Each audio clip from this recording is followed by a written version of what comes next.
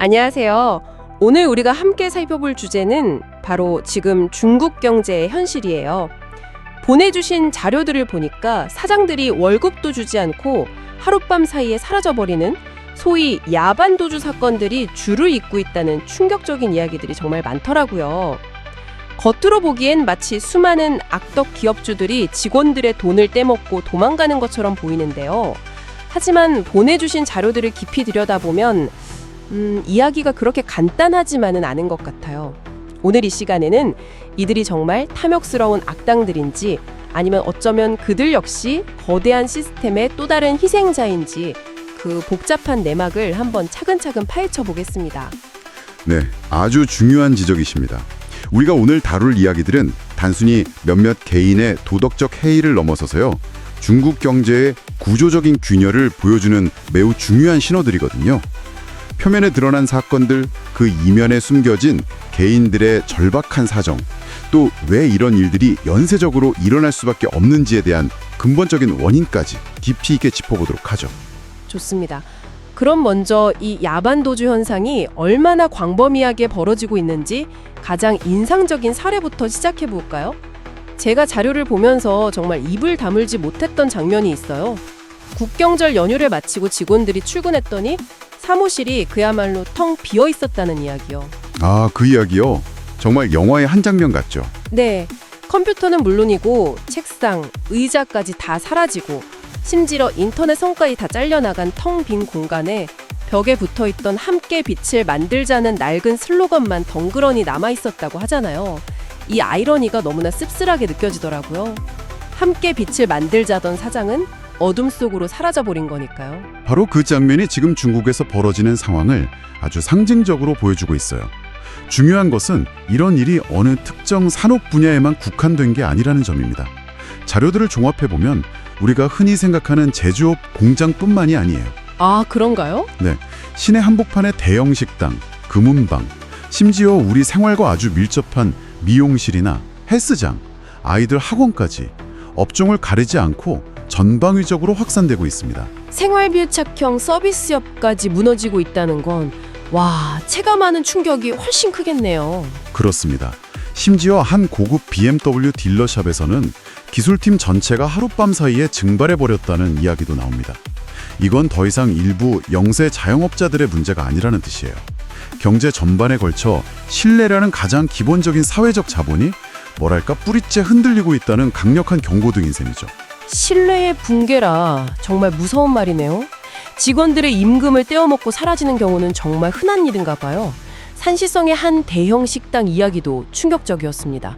직원 100여 명의 반년치 월급, 우리 돈으로 환산하면 5억 원이 훌쩍 넘는 약 300만 위안을 지급하지 않고 주인이 사라졌다고요? 네, 그런데 그 사건에서 우리가 더 주목해야 할 부분은 그 이후의 상황이에요.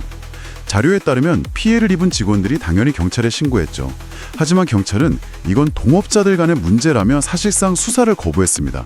법원에 가도 뾰족한 수가 없었고요. 아니, 잠깐만요. 100명의 임금이 체불됐는데 그게 어떻게 동업자 간의 문제로 둔갑할 수 있는 거죠?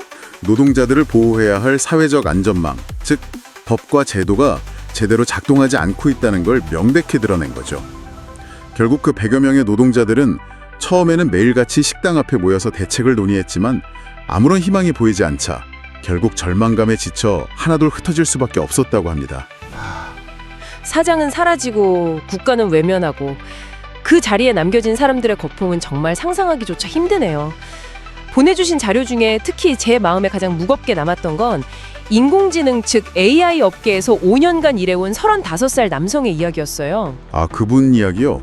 저도 그 부분을 읽으면서 참 마음이 아팠습니다. 누구보다 열심히 일했던 분이더라고요. 지난 5년간 야근을 밥 먹듯이 하면서 정말 회사에 모든 걸 바쳤는데 어느 날 갑자기 회사로부터 당신은 나이가 많고 실력도 평범해서 다른 사람으로 대체하기 쉽다는 말을 들었다는 거예요. 사실상의 해고통보였죠. 여기서 우리는 중국 사회가 겪고 있는 또 다른 심각한 문제, 바로 극심한 연령차별을 엿볼 수 있어요. 공식적으로는 정부가 정년을 늘리겠다고 발표하고 있는데 정작 노동시장의 현실은 완전히 정반대로 가고 있는 거죠. 30대 중반이면 한창 일할 나이인데도 너무 늙었다는 이유로 직장에서 내몰리는 그런 모순적인 상황이 벌어지고 있는 겁니다. 35살이 늙었다니요. 정말 기가 막힌 이야기네요. 그렇죠. 이뿐만이 아니에요. 자료에 등장하는 또 다른 블로거는 실직 후에 무려 200통이 넘는 이력서를 냈지만 면접을 보러 오라는 연락은 단 한 통도 받지 못했다고 절규합니다. 이런 이야기들이 지금 중국의 30, 40대가 마주한 냉혹한 현실을 그대로 보여주는 거죠. 한창 가정을 책임져야 할 나이 내에 직장을 잃는다는 건 개인의 불행을 넘어서 한 가정 전체의 분결을 의미할 수도 있잖아요. 당장 다음 달부터 갚아야 할 주택대출금, 자동차의 부금에, 위로는 부모님 부양 문제, 아래로는 아이들 교육비까지. 그 무게가 정말 엄청날 텐데요. 맞습니다. 그들에게 남는 것은 결국 깊은 절망감과 사회에 대한 배신감뿐이에요. 특히 흥미로운 사례가 하나 있었죠. 한때 관영 매체에서 중국의 자랑이라며 대서특필했던 혁신 기업이 있었는데 불과 반년도 안 돼서 공중분해되고 창업자는 싱가포르로 떠나버렸다는 이야기요.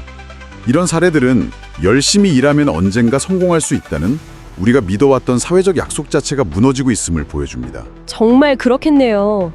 내 손에 든 스마트폰으로는 연일 경제가 회복되고 있다는 희망적인 뉴스가 흘러나오는데 정작 내가 평생을 바친 일터는 하루아침에 폐허로 변해버리는 현실을 마주했을 때 그 심리적인 충격과 혼란은 이로 말할 수 없을 것 같아요. 바로 그 괴리감. 그게 지금 수많은 중국 노동자들이 겪고 있는 고통의 본질일 겁니다. 그렇다면 이제 근본적인 질문을 던져봐야 할 것 같아요.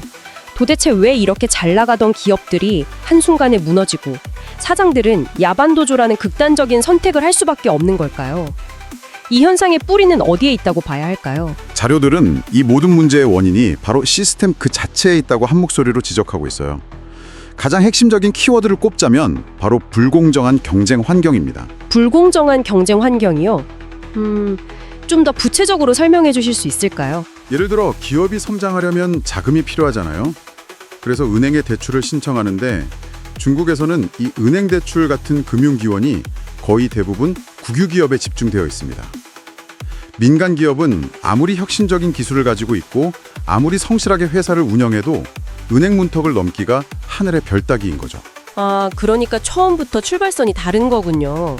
국유 기업은 온갖 지원을 받으면서 달리는데 민간 기업은 맨몸으로 뛰어야 하는 상황인 거네요. 정확합니다. 자료의 표현을 빌리자면 민간 기업은 그저 국가에 세금을 내기 위해 존재하는 일회용 소모품처럼 취급받는다는 인식이 팽배하다는 거예요. 회사가 잘 성장할 때는 아무런 정보 지원이 없다가 조금이라도 어려움에 처하면 은행은 가장 먼저 돈줄을 끊어버리는 구조인 거죠. 그런 절박한 상황에 몰리면 어떻게든 살아남기 위해 다른 방법을 찾을 수밖에 없겠네요. 네, 그래서 생겨난 게 바로 연대보증이라는 일종의 그들만의 생존 방식입니다. A라는 기업이 은행에서 돈을 빌리기 어려우니까 비슷한 처지에 있는 B, C, D 기업들이 서로의 빚에 대해 보증을 서주는 거예요. 아, 서로가 서로의 인질이 되는 구조군요. 듣기만 해도 굉장히 위태로워 보이는데요. 맞아요. 그야말로 살얼음판을 걷는 것과 같습니다. 이 연대보증의 가장 무서운 점은 한 기업이 무너지면 그 파장이 거기서 끝나지 않는다는 거예요.